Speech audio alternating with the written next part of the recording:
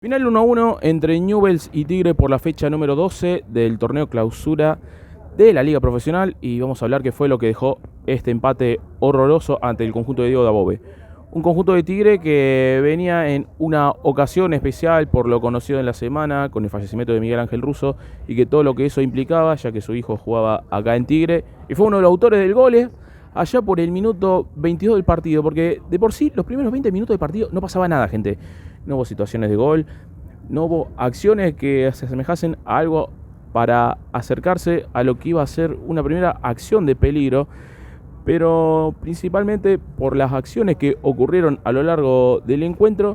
Eran las subidas de Romero con la velocidad en una contra en donde lo agarró, como siempre pasa, a Newell's mal parado, en donde Romero lo dejó pintado mal a Lolo, que en principio de la jugada Regiardo no lo pudo cortar, más básicamente no lo quería cortar porque estaba ya en capilla, ya lo habían amonestado. Lo mismo había sucedido con Maroni, que fue una lágrima la actuación del volante ex Tigre, también Boca, por nombrar algún equipo donde pasó.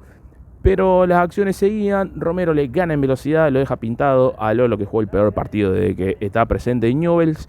Y viéndolo cómo ingresaba Russo, que siguió la jugada, lo acompañó, le tuvo fe a su compañero, tira el centro hacia el costado, le hacen el 2-1 a Barlacina, que hasta ese momento no había tenido ninguna intervención importante en lo que había ocurrido en cuanto a las acciones del encuentro. Pateaba, metía la pelota y ponía el 1-0 parcial en un encuentro que, a partir de lo que fue el primer gol, fue un hervidero. La gente directamente explotó, se cansó, no quiso saber más nada. Ya de los cuatro costados del Marcelo Bielsa empezaron a putearlos a todos, a Banega, a Lolo principalmente por la acción que había ocurrido hace instantes. Cocolizo era el único de los jugadores que al principio estaba tratando con alguna de las pelotas que siempre ganaba en vía aérea, pero el problema principal era que no tenía nadie que lo acompañase. Herrera, un trote cansino, sin ninguna intervención clara, que solo fue en la del gol, porque pasados los 7 minutos después de lo que había sido el gol de Russo para Tigre, apareció la figura de Newell's, el pibe que se cargó el equipo al hombro, el único que tuvo la guapesa de pisarla y encararla, como alguna vez dijo Ricky Centurión en un posteo en redes sociales. Se acomoda, dispara el pase que le da el propio Herrera y ponía las cosas 1-1 en un encuentro que no estaba para Bollo. No tenía Newell's ninguna opciones claras en ese momento para lo que era el igualdad del partido, pero las distracciones del Tigre tenía básicamente un problema en la mitad de la cancha, en lo que era la contención. La defensa ahí no podía hacer más que nada que salir, tratar de cortar, pero también dejaba sus huecos, y que Dabove trató de resolver en el entretiempo con la salida de Jalil Elías. Recordemos que también tuvo un cambio obligado en lo que fue el inicio del partido con la salida del propio Saralegui, pero en el transcurrir del segundo tiempo, que encima era solo Guch y 10 más en cancha porque el resto no aparecía, no asomaba, Luciano entre sus limitaciones trataba de hacer algo, Montero, que a la hora de subir y tirar un centro no podía en el primer tiempo, pero sí mejoró un poco en el segundo. Pero los cambios de Fabiani siguen siendo lo mismo que hace siempre, cambio de jugador por jugador, nada de que tratase de romper el esquema. Algunos de los cambios que hizo básicamente fueron obligados, como con la salida de Luciano, que no dio más en el encuentro, lo mismo que con Herrera, e ingresaba en su lugar el paraguayo Colmán y el pibe Russo, que sumaba su segundo partido en la primera de Newell's. Después el ingreso de Gómez Matar por Banega, que lo putearon de todos lados. Parece que no hay más aplausómetro para Banega, que ya ni siquiera recibe la pelota, ya ni siquiera se saca 3 jugadores encima, porque lo gravitante que fue Banega en este partido fue poco y nada. Vimos que los esfuerzos de Dabove por tratar de mejorar en la fase ofensiva tampoco dieron su fruto. Tuvo alguna que otra aproximación con algún centro cruzado, encima en un error de pelota parada que Newell's tranquilamente podía sacar tranquilo.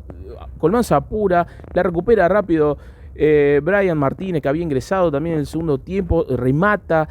Tuvo ahí una buena intervención Williams Barlacina, que la manda al córner. Después Newell's tuvo también alguna que otra ocasión cuando el propio Gómez Matar le pega así mordido de cachetada, interviniendo muy bien Zenobio, que a mi gusto aprovechó haciendo mucho tiempo para lo que eran las acciones del partido, pero también aprovechaba bien el contexto, que está bien, no lo comparto, pero es así. Lo mismo sucedía en una jugada en donde Montero, en una de sus proyecciones, tira un centro al área y Cocolizo González, en una de las pocas que le pudo ganar a los defensores de Tigre en el área, cabecea, apenas pasa al lado del palo, salvándose Tigre, pero las opciones que tuvo el Ogro a la hora de hacer las variantes no fueron las que pudieron resolver lo que sucedía dentro de la cancha. Tuvo oportunidades Newell's, como también Tigre en su momento.